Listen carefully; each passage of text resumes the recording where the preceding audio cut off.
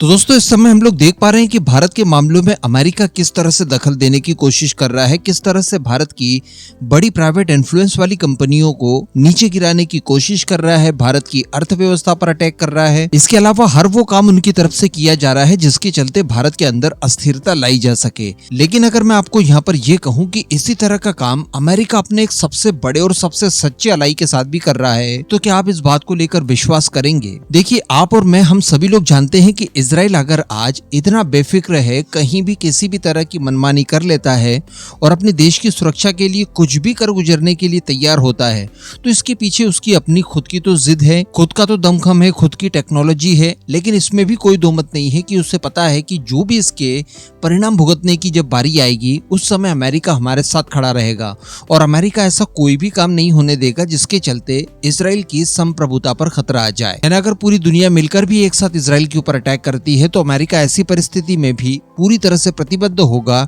Israel को बचाने के लिए। तो कहने का मतलब आप समझ सकते हैं कि भारत इजराइल में अमेरिका के दृष्टिकोण में कितना ज्यादा अंतर आ जाता है। इजराइल को वो अपने ही पार्ट के तौर पर देखता है जो कि मिडिल ईस्ट के अंदर स्थापित है। लेकिन आज की इस वीडियो में हम लोग इस बात को लेकर ही डिस्कशन करने जा रहे हैं कि जिस तरह से बाइडेन एडमिनिस्ट्रेशन और अमेरिकन डीप स्टेट के द्वारा भारत के अंदर जिस तरह की कार्रवाइयां की जा रही है और जिस तरह की हीन भावना रखी जा रही है, और इवन आज से नहीं बल्कि आजादी के बाद से अब तक ठीक उसी तरह की हीन भावना इसी गुट की तरफ से इजराइल के लिए भी रखी जा रही है, और ये भारत के साथ साथ इजराइल के लिए बहुत ही ज्यादा खतरनाक हो सकता है। एग्जैक्टली वही सारा खतरा जो कि भारत के सिर पर मंडरा रहा है, वही खतरा इजराइल के सिर पर भी मंडराने लगा है। और ये खतरा ऐसा वैसा नहीं है, पूरा अस्तित्व समाप्त कर देने जैसा है।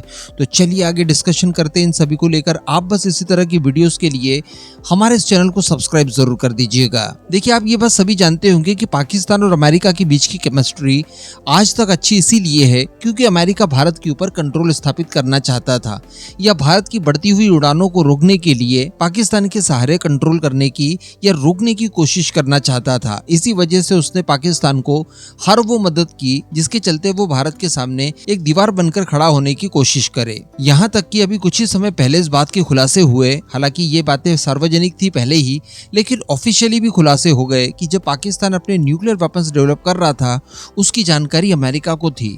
लेकिन भारत के ऊपर लगाम लगाने के लिए, भारत को कंट्रोल करने के लिए पाकिस्तान भी न्यूक्लियर वेपन्स तैयार कर ले, इसके लिए अमेरिका ने जानबूझकर अपनी आंखें बंद कर ली थी। तो कहने का मतलब भारत से बदला लेने के लिए वो इतनी बड़ी चीज भी कर सकता है कि पाकिस्तान जैसे गैर जिम्मेदार देश को न्यूक्लियर वेपन्स तक तैयार करने के लिए अपनी मौन स्वीकृति दे देता है। तो अब इसी तरह की कुछ चीजें ईरान के पॉइंट ऑफ व्यू से भी निकलकर सामने आ रही है। आज आप देखिए कि ईरान के ऊपर कितने सारे प्रतिबंध लगे हुए हैं। इसके अलावा ईरान के ऊपर चौतरफा किस तरह से दबाव अमेरिका की तरफ से बनाया जा रहा है, लेकिन फिर भी बार बार अमेरिका की तरफ से ही ये बयान आते हैं कि देखिए, ईरान न्यूक्लियर वेपन्स की ओर बहुत तेजी से बढ़ रहा है और हो सकता है कि वो आज, कल या एक सप्ताह बाद या फिर एक महीने के बाद न्यूक्लियर वेपन्स की सीक्रेट टेस्टिंग भी कर सकता है।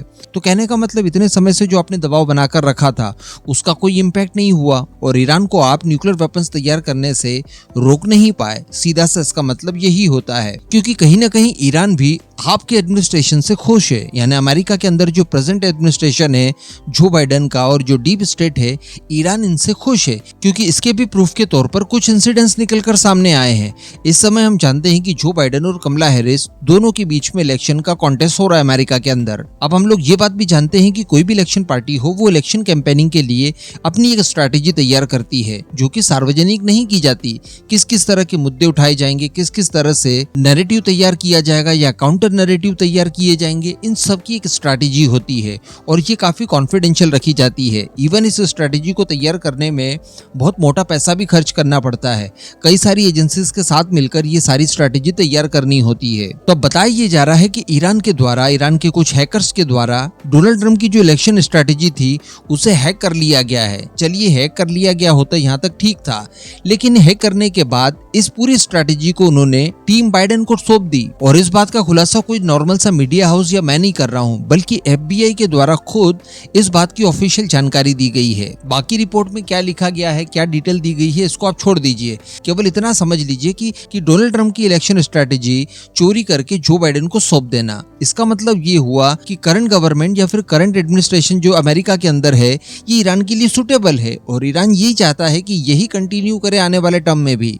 और और डोनाल्ड ट्रंप का कार्यकाल जो आज से 4 साल पहले हुआ करता था वो ईरान के लिए सही नहीं था और ईरान नहीं चाहता कि वो कार्यकाल दोबारा से वापस आए, क्योंकि ईरान को पता है कि अगर वो कार्यकाल दोबारा से वापस आ गया तो न्यूक्लियर प्रोग्राम में ये लोग जहां तक बढ़े हैं वहीं तक रह जाएंगे, उससे आगे बढ़ने की सोच भी नहीं सकते।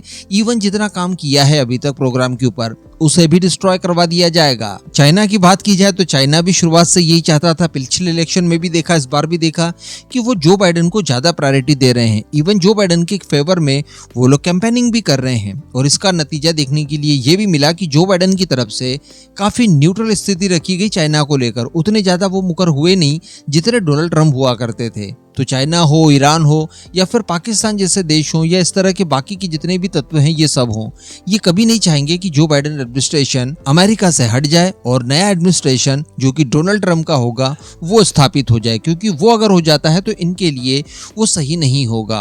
वो भारत, इजराइल, रशिया जैसे अच्छे देशों के लिए सही होगा। तो अगर अमेरिका किसी तरह की कोई भी मर्जी इजराइल के लिए नहीं रखता तो भारत के लिए तो हम लोग इसको एक्सपेक्ट करें ये पॉसिबल है ही नहीं। इस पूरे मुद्दे पर अब आपका क्या मानना है नीचे कमेंट करके जरूर बताइएगा।